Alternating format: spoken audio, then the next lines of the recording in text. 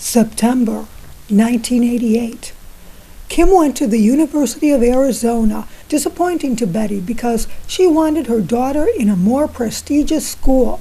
Kim had neither the grades nor the interest. Lee dropped out of high school for good and took correspondence courses. Dan accused Betty of paying other children to do Lee's homework for her. Lee moved in with her boyfriend and they both went to work at a steakhouse. She accumulated so many speeding and traffic tickets that she lost her driver's license. Dan was still working on an out-of-court settlement. He calculated the law practice and pension fund and small investments totaled $1.9 million. Therefore, her half was around $968,000. But after subtracting Epstein credits and cash advances of $787,000, she was left with $181,000. He was still working on the alimony calculation. Betty looked at his itemized list. How did his pension plan shrink to $480,000 when, by his own admission, it was at least $650,000 2 years ago? What about the hundreds of thousands he lent to his brother Larry? Why was she obliged to pay half the losses on his bad investments when she had no control over them? She was not even aware of many of them. How was the piano worth $12,000 when they only paid $8,000 for it? November 1988. Dan put Kim on a budget at college. It was time she learned some financial responsibility. Kim cried to Betty Dad wasn't giving her enough. She was living like a bum. She didn't have enough clothes. She had no travel money. Matters came to a head when Kim ran up a $400 phone bill in 1 month. Dan refused to pay for it, and so her phone was disconnected. She cried to her mother, who immediately paid the bill, cursing Dan Broderick to hell. As a result of Betty's bailing Kim out, next month's phone bill was just as large. Again, Betty paid it. December 1988. Lee calls me a fucking bitch after I spent $1,000 on skis, Betty wrote angrily in her diary. Betty had gained 82 pounds over the years. She felt lousy, she was depressed, and looked older than she was. All these delays and continuances created even more unnecessary legal fees. Her divorce date was coming up on the 27th, but in mid-December, she got word that yet another postponement was in the works. She stormed into Judge Murphy's office and told him he would have to arrest me on the spot, that I wasn't leaving until I had a trial date. Dan Broderick was going to marry Linda Coquina before he had even settled with me, and after that, it would have become impossibly confusing. Who owned the pension plan? Who owned what? Me or her? She would have gotten more from being married to him a week than I got after 16 years. Gerald Berry, Dan's divorce attorney, was there that day, and both he and the judge tried to persuade her to reconsider, to wait until she got an attorney. But Betty had decided she would represent herself. Nobody knew what a sneaky cheat Dan Broderick was better than she did, and it would just cost her another small fortune in attorney fees. She spent the holidays poring over her stacks of legal documents, thinking of questions to ask Dan, and the answers he would give. Some of the explanations she wanted from Dan was, 1. To explain how he had left her, the perfect wife and mother, for the office cunt and why. 2. Why did he have the mother of his children jailed? 3. How many times had he gotten drunk? 4. How many piano recitals had he missed? 5. Where was he when the baby died? She wanted him to say he was sorry and admit the error of his ways and come back home where he belonged. Her friends begged her to come to her senses. They told her to go with a lawyer. Anyone was better than nothing, but she was buried in legal fees, and she wasn't impressed with their progress. On December 27, she arrived in the courtroom of Judge William J. Howitt, Jr.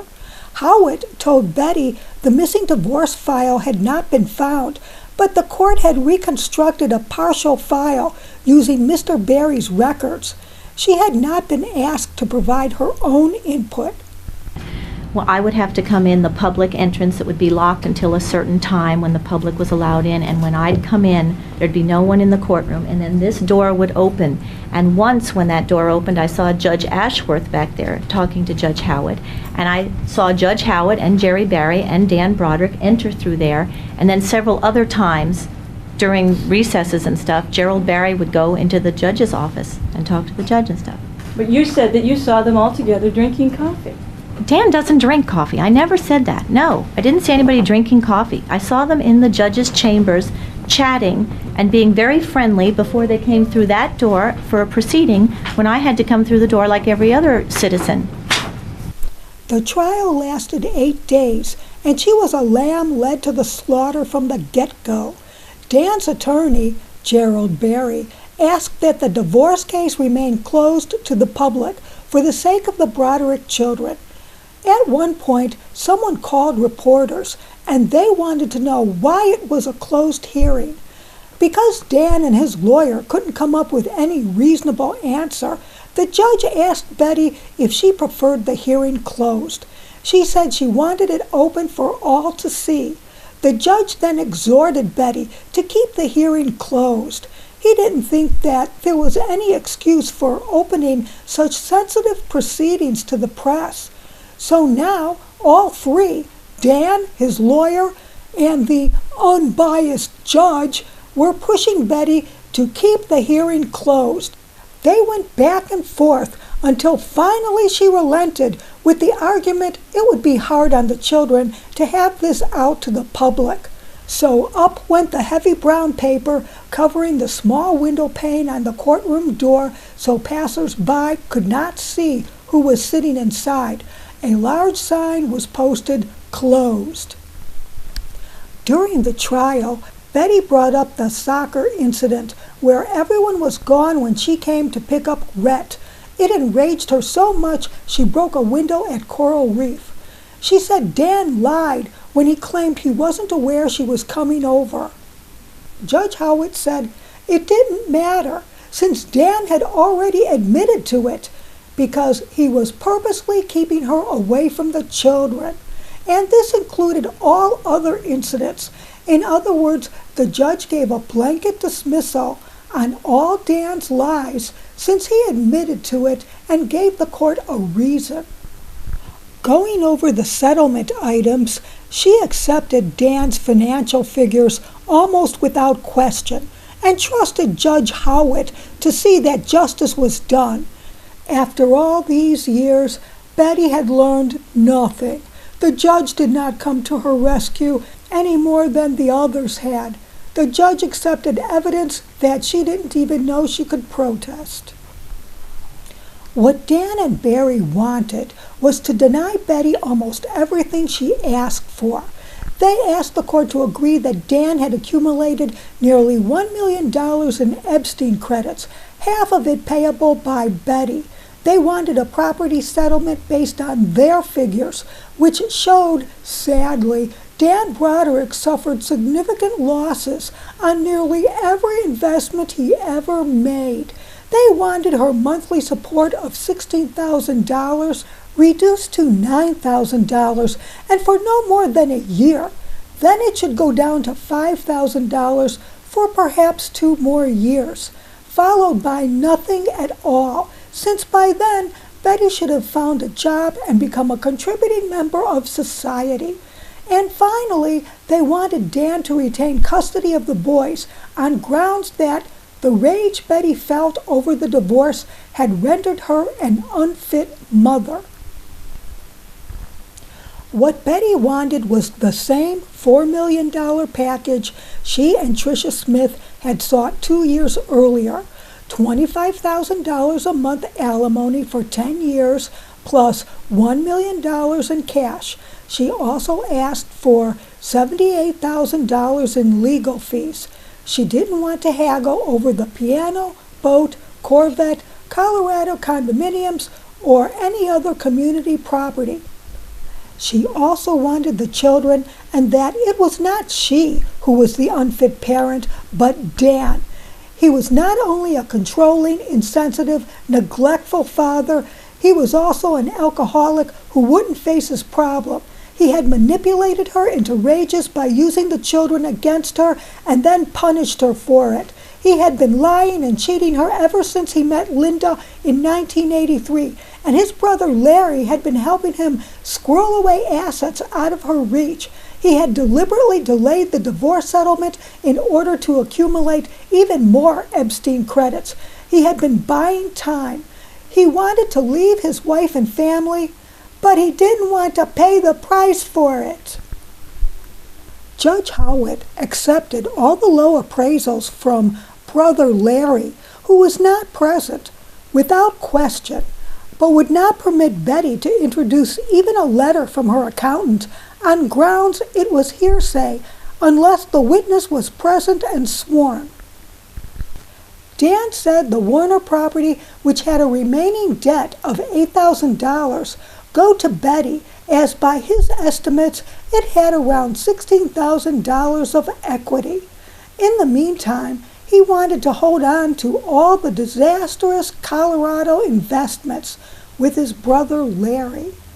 Gerald Berry's appraiser determined Dan's law practice was worth only $1.5 million in February 1985, the date of marriage separation. Yet Epstein credits Dan was claiming Betty owed were accrued right up to the present. After excusing herself for her ignorance, Betty asked the appraiser how had he arrived at those numbers.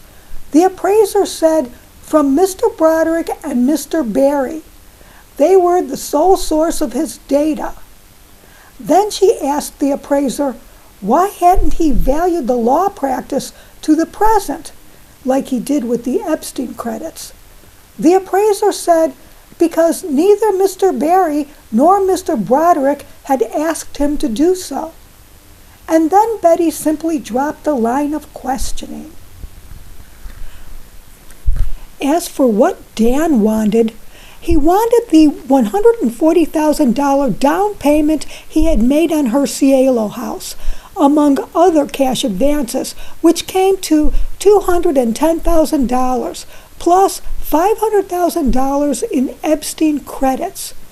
As far as the $25,000 spousal support, Dan said no man, whatever his income, should be asked to pay his ex-wife $16,000 a month, much less $25,000. I can pay it, at least right now, but when I consider how many people live on so much less than that, and that this is just for one person, one able-bodied, intelligent, well-educated person, it seems to me that it's an awfully large amount of money. Berry picked through a dizzying morass of figures, items continually reducing Dan's net income, until one might have wondered how poor Dan Broderick scraped by at all. Dan claimed his annual income at the date of separation, February 28, 1985, had been $1,332,000, or $111,000 a month. But by the time he was finished with overhead and taxes, his net monthly income was only about $65,000. From that $65,000, he paid himself $36,000 every month, but after taxes, that actually amounted to about $22,600. So when Betty's monthly $16,000 is subtracted from that, it leaves him with $6,600 a month, or an annual salary of $79,000. Dan wanted custody of the two boys, but not Lee. In closing arguments, Barry begged the judge to recognize that Mrs. Broderick really knows no spending limits and that her $25,000 monthly expense account was emotional blackmail. Dan Broderick had risen to his wealth through hard work and his own God-given talents, and he was already being more generous than most men, conceding to $9,000 monthly for a year, with $5,000 for a couple years after that. Moreover, he argued it was for Betty's own good that she be put on a financial tether. If you make an artificially high award, you really cripple her. It provides a lack of incentive to contribute to herself. Besides, Betty Broderick was clearly a woman of considerable abilities. Only consider her fine performance in this divorce trial. What professional attorney could have done better? After it was all over, court recessed until January 30th, when the judge would render his decision. January 1989. Betty was euphoric. It was over. She told everyone how well she did, how even Gerald Barry praised her skills. She was going to win. She knew it. She would have $25,000 a month, plus all three children, plus a $1 million nest egg. She would be vindicated. No more crazy Betty. She wrote no more hateful letters or made obscene phone calls. She took a job at the La Jolla Preschool Academy, surrounded by squealing, adoring babies. She began to think about a diet. Some of her aches and pains vanished. For a few nights, she was able to sleep through the night. No 2 a.m. anxiety attacks. No pacing about the house in the dark, waiting for the sun to rise. She began to remember what it felt like to be normal. When the court date arrived, it was short. Dan got nearly everything he asked for. Betty got nothing she wanted. The judge accepted all of Dan's numbers. He agreed that Betty owed Dan nearly $750,000 in Epstein credits and cash advances. Howitt also ordered Dan to take out a $1 million life insurance policy payable to all 4 Broderick children. Betty got half the pension fund, or around $240,000, which she couldn't touch until she was 65. She got the boat that was sinking. She had to pay someone to tow it away. She got Warner Springs, which wasn't paid for, and the piano, which wasn't paid for, and her house, which wasn't paid for. When the final math was done, Dan owed her $33,600 in cash, which the judge cut by another $5,000, which was still due on the $16,000 that Judge Joseph had earlier ordered her to pay on Barry's legal fees, which brought the grand total to $28,600. $1,000 less than Barry proposed. Dan got legal custody of the boys and Betty got visitation rights. Betty was awarded custody of Lee plus $1,500 monthly child support until she turned 18, on the condition she remain a full-time student in high school. Betty did not get the $78,000 in legal fees. The judge told her she was responsible for her own legal fees. The judge kept the spousal support at $16,000, but that was contingent on further order of the court. Further, it is apparent to the court that the wife must ultimately take some responsibility for contributing to her own support. She drove home screaming. Not $1 million, not $500,000, $28,600. A joke, an insult. And she gets Lee, the troublesome one, the one he doesn't want? Dan had gotten every single thing he wanted. The verdict was no more than a literal reading of Gerald Barry's wish list, except for the $16,000 spousal support. And how long would that last? She trusted the judge to see through Dan's deflated property estimates, his alleged losses. He made millions, yet he sounded like he was practically broke, and the judge let him get away with it. Now, was there any effect from the trial that you felt after the trial and after the decree that, is there any feeling that you had about Mr. Broderick or what had happened to you in this case in regards to that judgment? Yes, a lot. And what was that?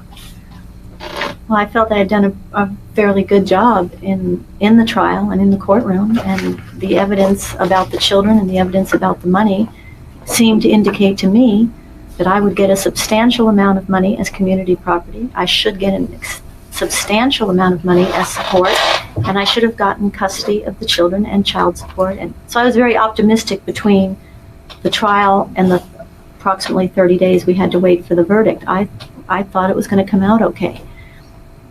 I didn't know about a lot of things. I didn't know about that the custody of the children and the Epstein credits were the discretion of the judge. I didn't know it could go that, and I didn't know about Epstein credits really that much. Did that have an effect? Did you believe that there was a purpose of Mr. Broderick delaying the trial? Yes, it was then that I realized, because of these things called Epstein credits, that every time he didn't show up at depositions and every time he didn't show up at mandatories and every time he put off everything, he was charging me and charging me and charging me and charging me against what in the beginning of this divorce was over $1 million worth of community property that was mine. Because of all of these delays and all of these charges, it dwindled to practically non-existent. All Betty's old physical ailments came back. She couldn't sleep anymore, and her skin was turning yellow from all the coffee. Asked if she was still thinking Dan might yet come home, she said, "Yeah, I guess I still entertained the hope that maybe, even when he was 50 or 60, he would finally wake up one day and see the reality for what it was." Betty kicked Lee out, saying she was not worth the $1,500 child support she received. Dan called the girls into his office. Sometime just before your father died, that you were told to leave your father's house, you and Kim. Yes, my dad told us, well, he told me and he told my sister the same night, but at separate times. We were called into his office and he told us that I would be 18 next month and I was going to be an adult. It was time to find a job and take public transportation and live on my own, and get an apartment and start my life as an adult. And he later told my sister the same thing. Was she upset about that? Yes, she was very upset. Okay. Betty shopped for lawyers to appeal the divorce settlement and custody negotiations. She easily found one attorney to challenge the divorce settlement and one to get the children back before school begins in the fall. Surprisingly, Dan didn't contest the child custody. He had just announced his wedding date. March 1989. When Betty went to Dan's house to pick up the boys, she noticed a large envelope she claims was on the step. However, the housekeeper insisted the envelope was in the hallway in the house. She looked inside and discovered it was Dan and Linda's wedding list, ready for the printer, 22 pages, more than 150 names, including about a dozen judges. She stole the list. At least one witness says she heard from other people on the list that Betty had called them to not come to the wedding. For Linda, that was the last straw. She thought it was over with the divorce settlement. Dan said it will be taken care of the legal way. Betty claims someone called her phone at work, but hung up when she answered. Betty suspected someone wanted to see if she was home, to make sure she was out. Betty checked her messages and was summoned with a 4-hour notice to appear before Judge Howitt on a complaint over the stolen wedding list. She got to court in time for the judge to order her to return the list the next day or forfeit her $16,000 monthly support payment. She claims she returned the list, but can't remember who she gave it to. Linda's friends tell a different story. 2 days after the court deadline passed to return the list, Betty still hadn't complied, so Linda decided to raid Betty's house and take it back herself. She had called the school where Betty worked to make sure Betty was there. Then she drove to the Cielo house and opened the unlocked front door. She looked at the living room. It was larger than the entire house Linda grew up in. What was this woman complaining about? As she moved through the house, she became fascinated with the disorder. Christmas wrappings still lay in wadded heaps on the floor, clothes hanging on chairs, on doorknobs, clothes everywhere, many with the price tags still on them. Clothes so small Betty couldn't fit in them for years. And throughout the house, on the coffee tables, on the mantels, she saw pictures of Dan. Betty's wedding album still lay on the coffee table. Entering the kitchen nook where Kim had told her Betty used as an office, she saw boxes and boxes of legal documents, piles of papers everywhere, magazine and newspaper clippings stuffed into folders, lying on the floors, stacked on counters. Linda would never find her wedding list in this clutter. Lying atop a pile of documents, she found Betty's 1988 autobiography, What's a Nice Girl to Do? Dan should see this, so she stole it. As she was leaving, a dark Mexican woman glared at her. Who was she? Linda said she was a friend of Kim's and fled out the door. But when she showed it to Dan, he was less interested in the manuscript than what she did. What in the hell was Linda doing, breaking and entering and stealing? He ordered her to return it to Betty's property at once. Sharon Blanchett, a practicing attorney, accompanied her and kept lookout while Linda entered Betty's house a second time. Again, Linda called in advance to make sure Betty was at work and returned the manuscript. Driving home, Betty stopped at a gun store and placed an order for a .38 Smith & Wesson handgun, costing $357. The salesman told her she could pick it up in a couple of weeks. Dan sent her a full support check that month, but they were back at court again where custody of Lee was returned to Dan. April 1989. When Betty picked up the gun, she boasted to all she had it. She showed the gun to all her children and Maria, the maid, and warned them never to touch it. She tried hiding the gun from her sons, since they were so fascinated by it, but it became a game of hide and seek.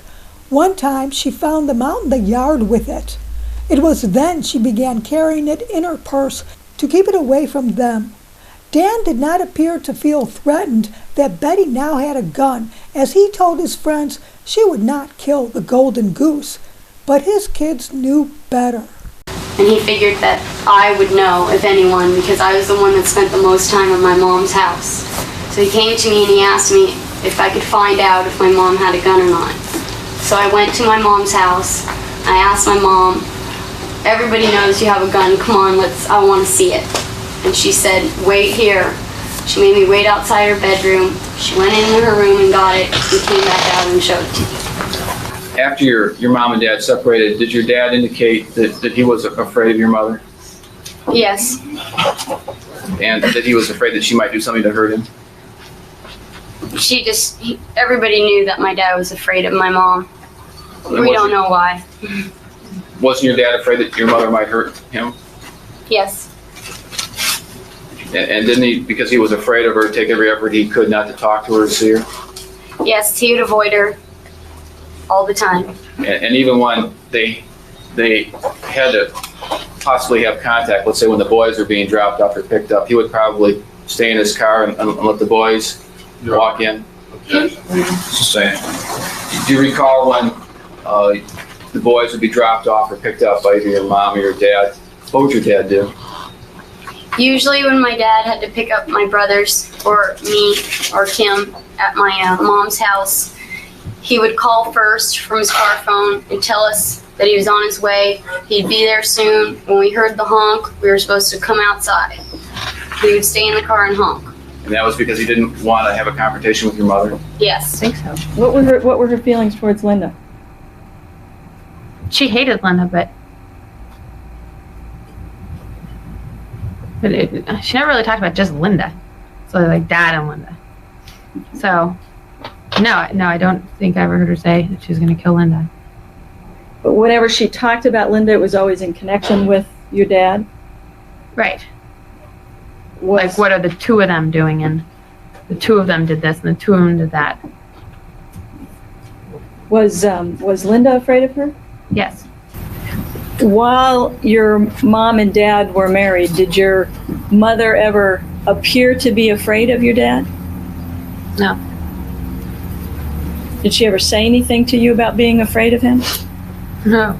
She's bigger than him. She would laugh about that. She would laugh about the fact that she was bigger than him? Is that a yes? Yes. Linda begged Dan to install an alarm system or get guard dogs. Dan would occasionally hire security guards for a few hours after something happened in court that might upset Betty. He also had the locks changed 4 times. Was your dad afraid of your mother? Yes. Afraid of what she might do? Yes. Did he put in a security system, as far as you know, in his house? Yes. When we moved in, there was a system, and I think then he got it updated. So there was a security system. And how about gates up in the front of the house? Yes. That was after the car incident. After your mother drove the car through the front door? Right. Then he put gates up on the outside. And you had to know an access code so you could get in. Okay. Were there ever times that you knew of that he hired security guards? At his wedding. Oh, yeah. Actually, he hired security guards a lot. When he would go out of town or when there was something going on, then they would park down the street and spy on our house all night. Okay. And you also indicated at his wedding he hired security guards? At the wedding, Linda told everyone about the bodyguards and Betty's alleged threats to shoot her and Dan at the wedding. People nervously joked that if a car backfired at the ceremony, guests would hit the ground, ruining their finest clothes. Gerald Barry, Dan's divorce attorney, wouldn't even attend for fear if Betty did go on a rampage, he would surely be her first target. We gather together this day to celebrate 2 scoundrels that found each other. In 1989, Dan married Linda. They had 2 armed security guards at their wedding. As pretty as Linda is, her looks are not her best quality. She has the most wonderful, pleasant, sweet disposition of any woman I've ever known. I really mean that. But Betty stayed home, babysat by Helen Pickard, who set up a beeper system just in case Betty got away from her, to warn the wedding party Betty was at large.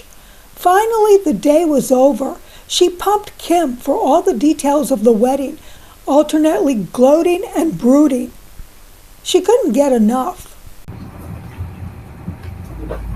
You indicated that she would ask things like, what are the 2 of them doing? Did she express interest in what was going on in their life?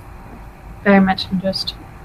She wanted to know everything they were doing. I'm sorry. She wanted to know everything they were doing. Okay, can you elaborate on that? Yeah, like they went out to dinner, she wanted to know who they went with, where they went. And if we went on a trip, they wanted to know what we did and who we were with and what we saw, and she just wanted to know everything that went on. Was this something that was fairly constant? Yeah. She always wanted to know everything that went on. About Dan and Linda? Yes, alone and with us.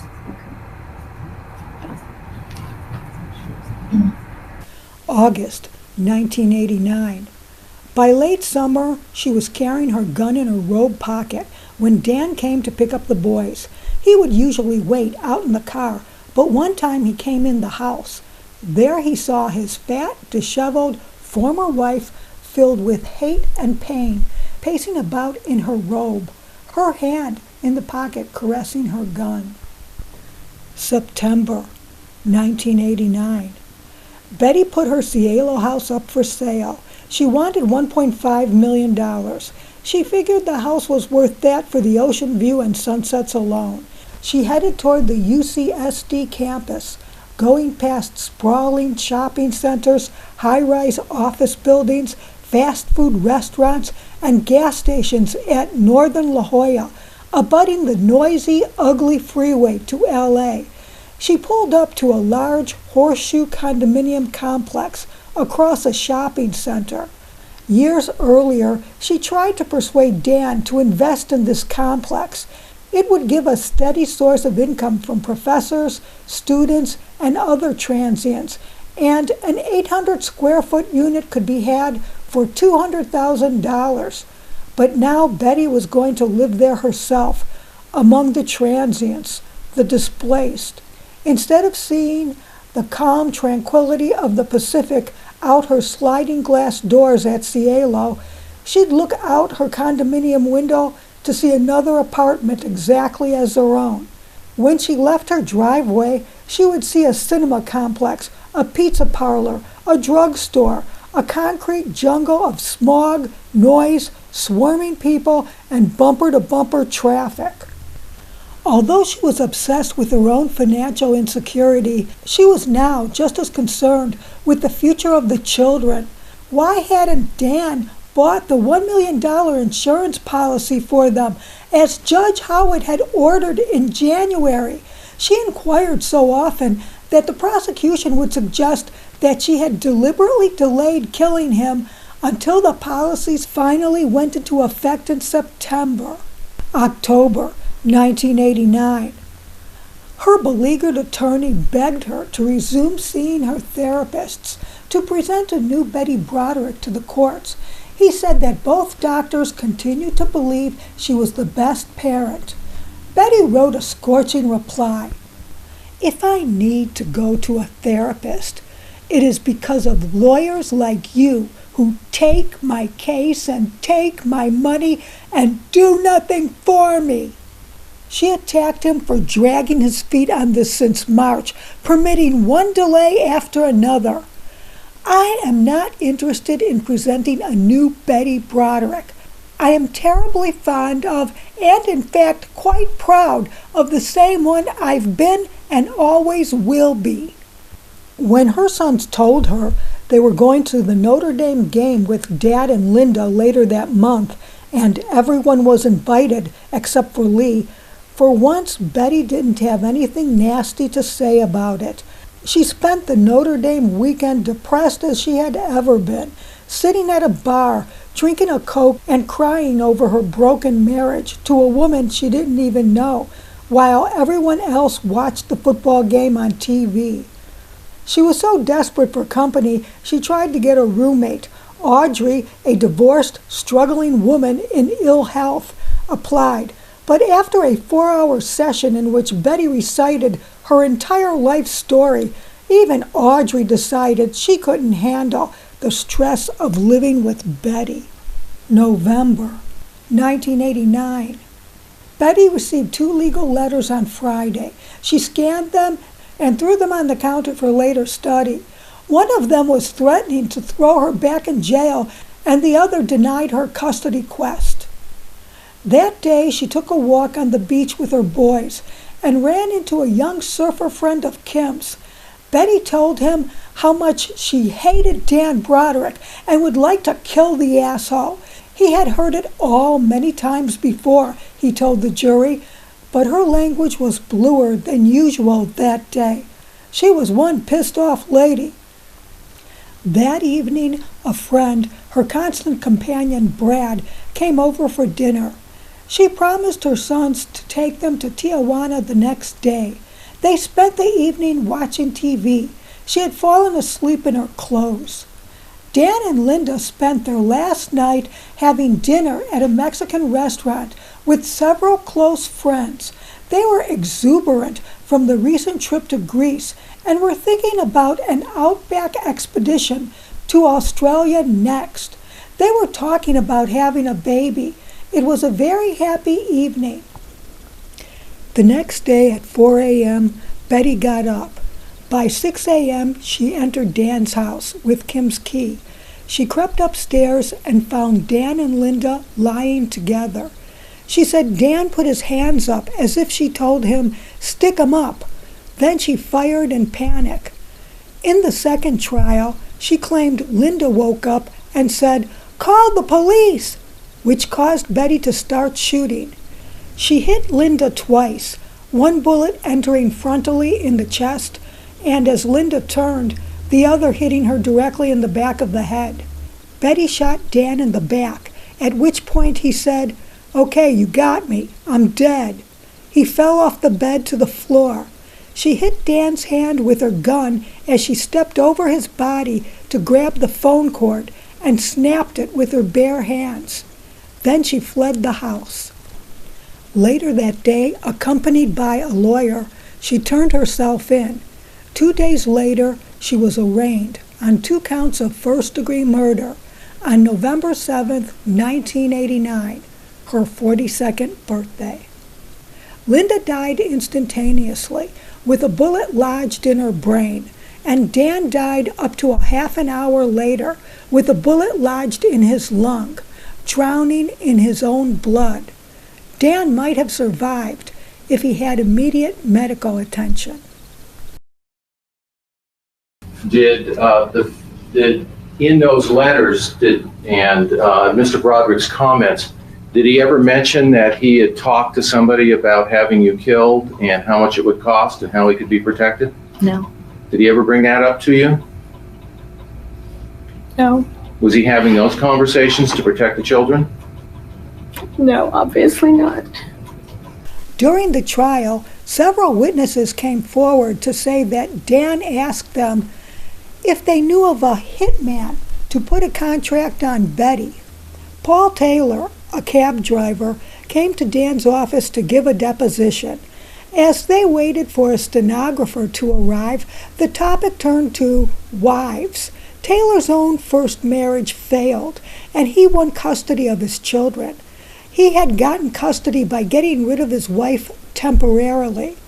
The wife had gone to jail for an undisclosed offense, apparently drug-related.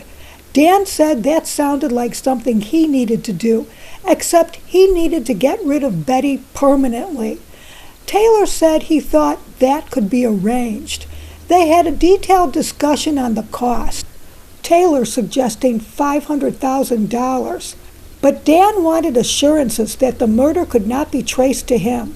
When Taylor told Dan that nothing was entirely risk-free, the conversation ended. Dan said he'd think about it, and Taylor never heard from him again. Another witness came forward. Deputy D.A. Charles Smith had been with his fiancée at the time, Teresa Nakwish-Bendy. Teresa was watching the overweight, weeping blonde woman on the TV screen, and memories began to return. She knew this woman. She remembered seeing Betty Broderick and her husband in 1983 at Harris Casino in Lake Tahoe. She was dressed very nicely in a long gown, not a hair out of place. She carried herself like a queen. On TV, she certainly didn't look like that, but the eyes and nose were in the right place. Yes, she was sure that was the woman. Smith remembered the incident as clearly as his former girlfriend did. Smith had been sitting alone in the bar when he struck up a conversation with a stranger who said he was a San Diego attorney. When the discussion turned to Smith's engagement, the attorney, whose name he never got, had warned him against marriage and bitterly proceeded to describe his own miserable relationship. He then told Smith that he was either going to drive his wife crazy, or if that didn't work, he was going to hire a hitman to kill her. The man even detailed his plan. He intended to drive his wife crazy by taking her money and her children through legal channels. And if that didn't work, he spoke of having her killed and making it look like an accident. Nakwish-Bendy had later seen the couple going into a show and tried to approach the wife to tell her what her husband had said. But when the man saw her and Smith, he had turned abruptly away, pulling his wife with him. The judge threw out the testimony, claiming Betty could not use that as a defense because she was unaware of it going on at the time. Then another witness approached. A local hotel manager named Stephen Griffin came forward. He said he had been renting the same hotel room to Dan and Linda since early 1983. Linda asked him to mail a white envelope addressed to Betty with no return address. Griffin refused. Betty had been sent anonymous mail in which she always suspected Linda Coquina was behind. In it were ads for weight loss and wrinkle cream. Griffin had one final lunch with Linda in May 1989. She told him Dan intended to wear Betty down sooner or later through legal tactics. Griffin had written Betty a letter after the murders in November 1991. Dear Mrs. Broderick, I've written to you for a couple of reasons. I want to apologize for allowing rooms at my hotel to be used for their meetings. I see that what I did was very wrong. Second, I wanted to let you know that I tried to tell the whole truth about what I was a party to from January 1983 to May 1989. I'm sorry for hurting you and your family. I was told that the feelings were mutual in regards to both you and your husband being able to see other people. Moreover, was told you were aware of their relationship. Now I see that was a lie and how it hurt you and your children. Griffin said he wanted to testify to all this, but had not been allowed. It is obvious to me they do not want your side of the story to be told. I had no reason to hold anything against them or you. I just wanted to tell the truth. I feel my testimony would certainly have tarnished the halo they seem to want held above their head. The thing to note is that he said he rented rooms to these two since January 1983. This was when Dan pointed Linda out and said, "Isn't she beautiful?" So these two knew each other and were already having an affair by that time, not in September 1983 when Dan hired Linda. All of this testimony was not allowed. It was viewed as hearsay and irrelevant. Prosecutor Carrie Wells conceded that Dan had a conversation with Paul Taylor about hiring a hitman to kill his wife, but wanted it thrown out because Taylor mentioned that Dan had said he would never do anything like that because it was illegal. Dan said the way to win a case is to get a judge who will throw out the right evidence. In Betty's trial, the judge said that the financial terms of the divorce settlement would be off limits. The judge refused the divorce judgment to be rehashed and therefore was not included in the case. Not include the divorce settlement? That's the whole case! The judge said a copy of the settlement would be in evidence if the jurors wanted to peruse the document.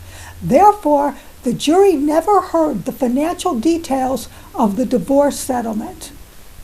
Judge Whelan also ruled that neither side would be permitted to either defend or attack the character of Dan and Linda Broderick, such as a young woman dating a married man with children. After the hearing, Betty's lawyer, Jack Early, angrily vowed to reporters that he would appeal any negative verdict based on improper exclusion of evidence. Early tried for an appeal, but he wasn't granted another trial. The legal system rallied around martyr Dan to give him justice by giving Betty a hatchet job for a court trial. The prosecutor objected frequently, many times for the most insignificant reasons, silencing or jerking Betty's testimony along, and the judge usually sustained the objections. The few times Jack Early, the defense lawyer, objected, the judge frequently overruled. Was that all valued at a minus amount? Yes, it was. Okay. And who kept the property in Colorado? Dan. Okay, and did you have to pay him to keep that property? Yes. Objection, Your Honor, the judgment speaks for itself. Sustained.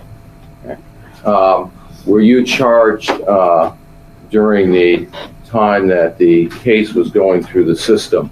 Were you charged every month for the upkeep of that property? Yes. Your Honor, objection. Your proper abstain credits and speaks for itself. Sustained. The during the time that the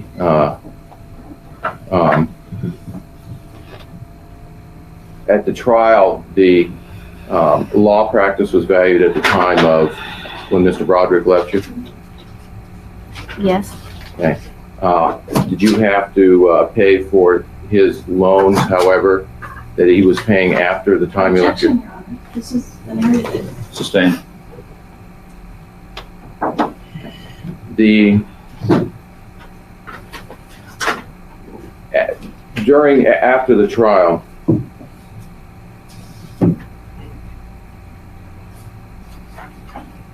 were you awarded any of the personal property from that trial? Yes. Okay, and what were you awarded? Your Honor, excuse me. Again, I think the judgment Sustained. speaks for itself.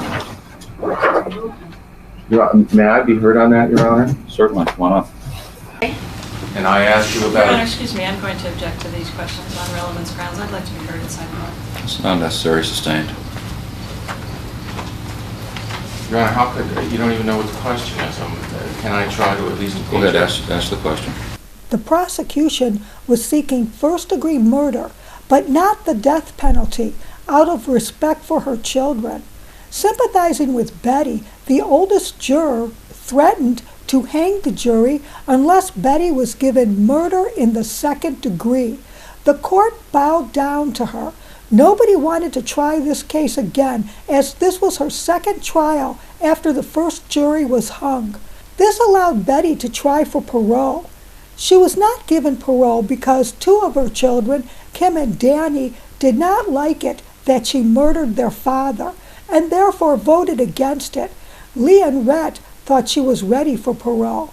Her next parole date will be January 2032, when she is 84. Larry, Dan's brother, decided to sue Linda's estate on behalf of the Broderick sons, claiming since she died between a minute to half an hour before Dan technically survived her. Therefore, her $1 million life insurance would go to her immediate beneficiary, which was Dan.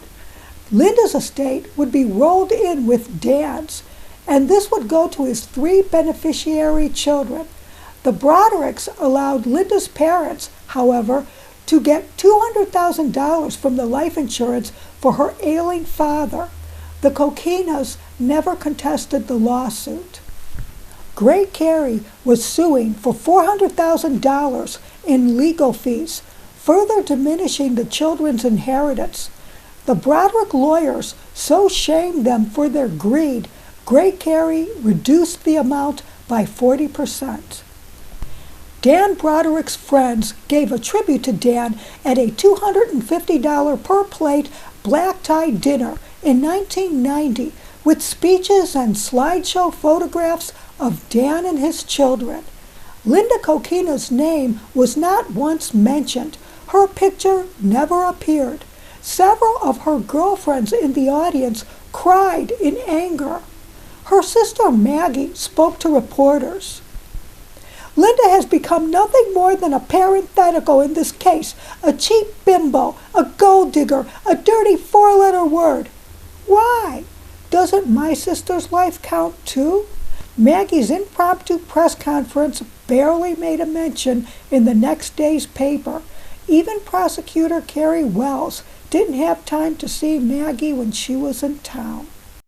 This woman is an incredible monster, and Dan had to put up with her and her greed and her avariciousness and her hate for his entire married life and for 5 years after it. When the divorce case became unsealed after the murders, Dan's sons sued Uncle Larry for $295,000 of the $450,000 of sheltered assets in Uncle Larry's name. You might wonder why they didn't sue for the full $450,000. It was because beneficiary Kim did not want to be a party to the lawsuit, and therefore the two remaining beneficiaries could only sue for 2/3 of it. According to friends, Uncle Larry was on the verge of declaring business bankruptcy. Uncle Larry billed Dan's estate $50,000 for being executor of the will.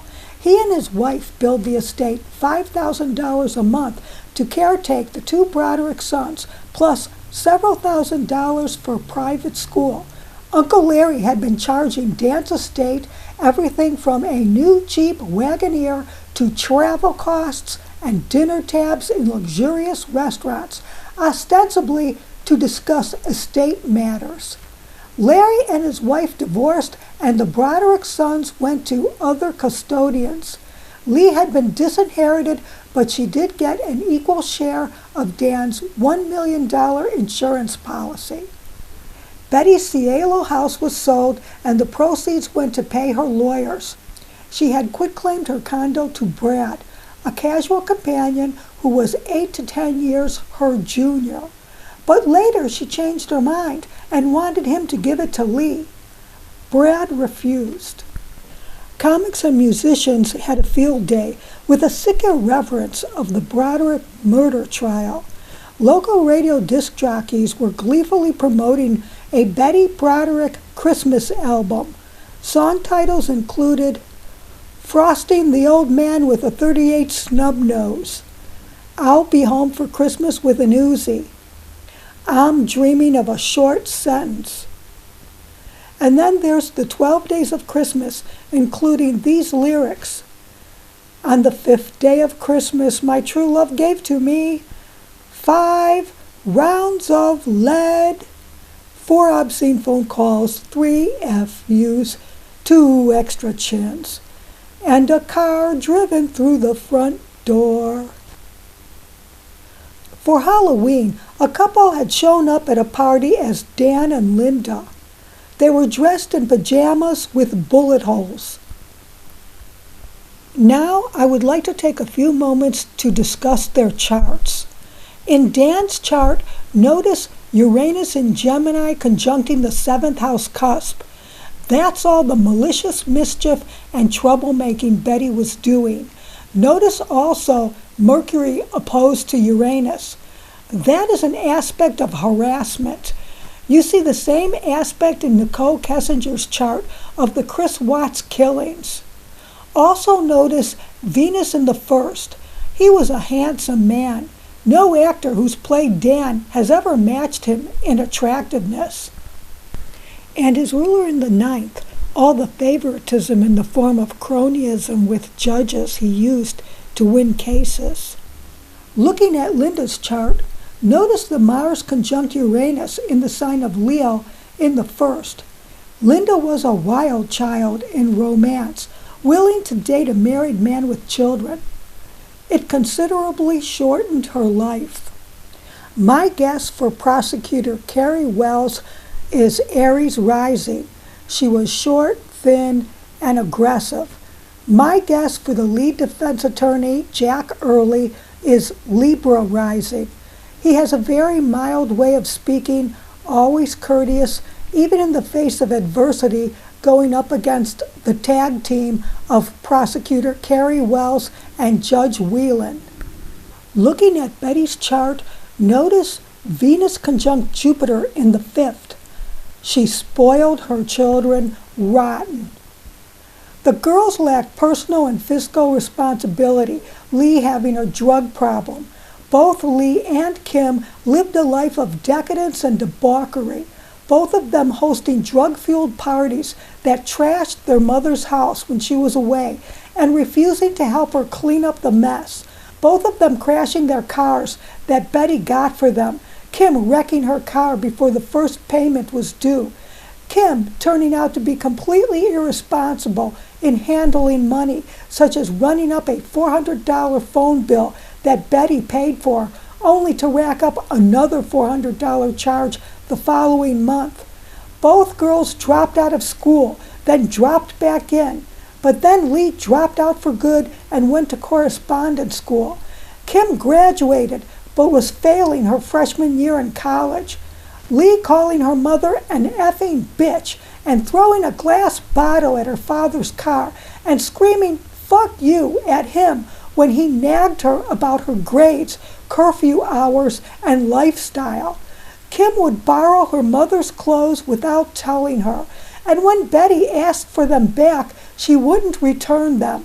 Betty had to go to the Cypress house, breaking the restraining order to retrieve her clothes. Kim also testified in her mother's clothes.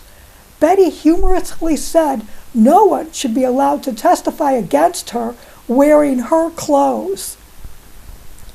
And when Betty wanted custody of the kids, she had even greater reason to spoil them, to make them prefer to live with her rather than Dan.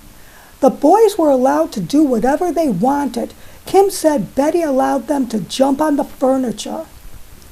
Kim would borrow clothes from my mother, and then she would not bring them back when my mom asked for them. So my mom she came to the house a few times looking for her stuff in Kim's room. On the other hand, Dan imposed discipline, house rules, and a curfew. His house was quiet and orderly, and no one dared trash it. It may be that Dan wanted custody of his remaining minor sons to get them out of the clutches of Betty. She contaminated them with her sullied values. He probably didn't want them turning out like the girls. Dan may have grown to rather like being a father.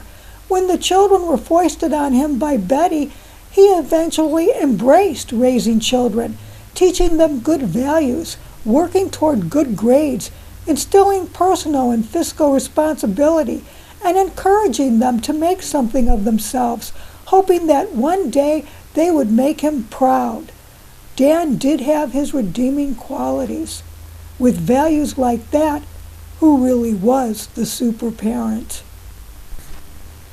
The girls were throwaways. It was too late to rehabilitate them in a problem he never caused.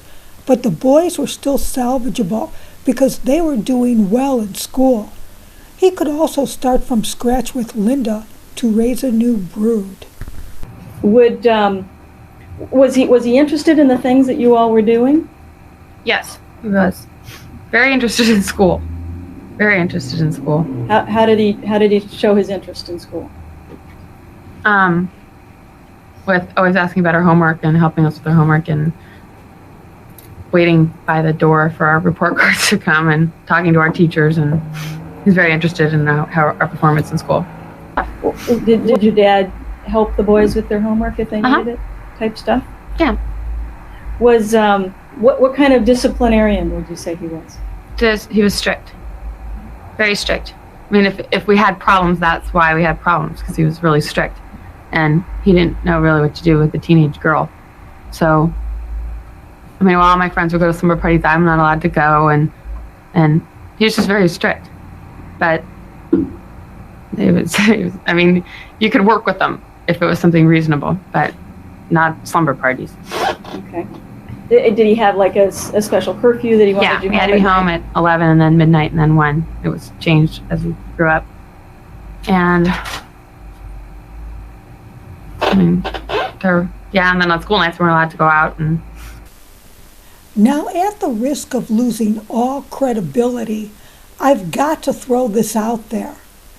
Betty said in her book, Telling on Myself, okay, hold on to your seats for this one, that she suspected Dan was gay. And one time when she seemed particularly upset about something, I did ask her, didn't she think it was possible that she would fall in love again and go on to be happy? And what was her response to that? Her response to that was that she wasn't really in love with Dan, that it was, her relationship with him was based on their similar family backgrounds, the fact that he would be successful and be a good provider, and they had very similar goals in their life. She described it more like a partnership. Did she indicate whether or not she had ever been in love with Dan Broderick? She didn't indicate that she had ever been. Did she indicate she never had been? Yes. Did she ever express to you something like emotional loss as far as the relationship was concerned? She never talked about like being lonely or missing Dan as a partner or a companion. It was always in terms of losing the lifestyle or the money or the events that Dan had attended and the prestige that he had gained as an attorney. It was a material loss, always.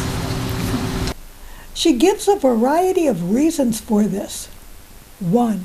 Known as Dapper Dan, he was a flamboyant dresser. 2. The top hat and redlining cap he wore to the ball like it was a costume party. 3. His clothes took up 99% of their closet. 4. He tweezed his eyebrows. 5. During his med school days, he hung around with a doctor who was openly gay, which was very unusual back in the 60s. Dan stayed in touch with him for years. 6. He hung around with one Don Manning, another lawyer at Gray Carey where he first worked, who Betty believed was gay. And finally, 7.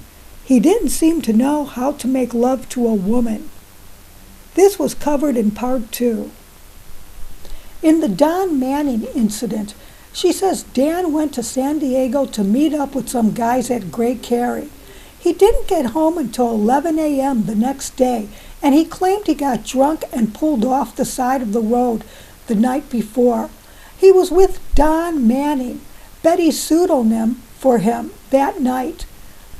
He and Dan had been close ever since. She didn't understand why they had wives or girlfriends, as they preferred each other's company over any woman's. This is yet another reason it was advantageous for Dan to be married. Betty would serve as his beard. She told the therapist in part 1 she had complete trust in him that he would never cheat. A good-looking man like that, doing depositions out of state, with plenty of opportunity to have something on the side, and with a wife he couldn't stand, and yet he didn't cheat. At some point, Betty may have confronted Dan about his sexual preference, but Dan would never confide in Betty on something this secretive.